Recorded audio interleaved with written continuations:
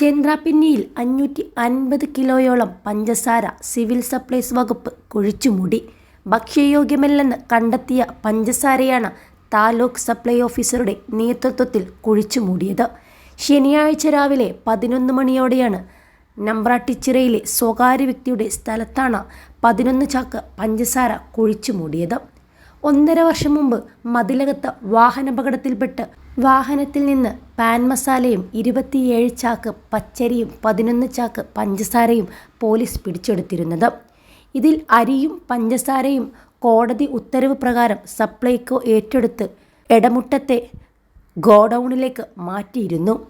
ഇപ്രകാരം സൂക്ഷിച്ച ഭക്ഷ്യധാന്യങ്ങൾ കാലക്രമേണ ഉപയോഗശൂന്യമാകാൻ സാധ്യതയുള്ളതായി താലൂക്ക് സപ്ലൈ ഓഫീസർ അറിയിച്ചതു പ്രകാരം അരിയും പഞ്ചസാരയും പൊതുവിപണി വഴിയോ പരസ്യ ലേലം വഴിയോ വിറ്റഴിക്കാൻ കലക്ടർ ഉത്തരവിട്ടിരുന്നു.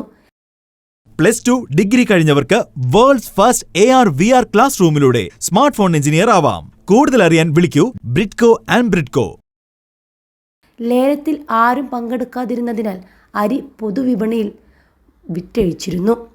എന്നാൽ പഞ്ചസാര ഭക്ഷ്യയോഗ്യമല്ലെന്ന് സപ്ലൈകോ ക്വാളിറ്റി അഷ്വറൻസ് വിഭാഗത്തിൻ്റെ പരിശോധനയിൽ വ്യക്തമായതോടെ പൊതുവിപണി വഴി വിറ്റഴിക്കാൻ കഴിയാതെ വന്നതോടെയാണ് കലക്ടറുടെ ഉത്തരവ് പ്രകാരം കുഴിച്ചുമൂടിയതെന്ന് taluk supply officer V Rajesh പറഞ്ഞു. അതേസമയം സപ്ലൈകോയിൽ അവശ്യ സാധനങ്ങൾ കിട്ടാത്ത സാഹചര്യത്തിൽ 11 ചാക്ക് പഞ്ചസാര കുഴിച്ചുമൂടിയത് ഉദ്യോഗസ്ഥരുടെ അലംഭാവമാണെന്ന് കോൺഗ്രസ് ചന്ദ്രാപിന്നി മണ്ഡലം പ്രസിഡന്റും മുൻ വാർഡംഗവുമായ ഉമറുൽ ഫാറൂഖ് കുറ്റപ്പെടുത്തി. 1.5 വർഷം മുമ്പ് പിടിച്ചെടുത്ത ഭക്ഷ്യധാന്യങ്ങളുടെ കാര്യത്തിൽ കാലതാമസം വരുത്തിയതാണ് ഇത്തരമൊരു നടപടിയിലേക്ക് എത്തിച്ചതെന്ന് ഉമറുൽ ഫാറൂഖ് പറഞ്ഞു. സംഭവമറിഞ്ഞ് കയ്പമംഗലം പോലീസിനെ സ്പെഷ്യൽ ബ്രാഞ്ച് ഉദ്യോഗസ്ഥർ സ്ഥലത്തെത്തി അന്വേഷണം നടത്തി.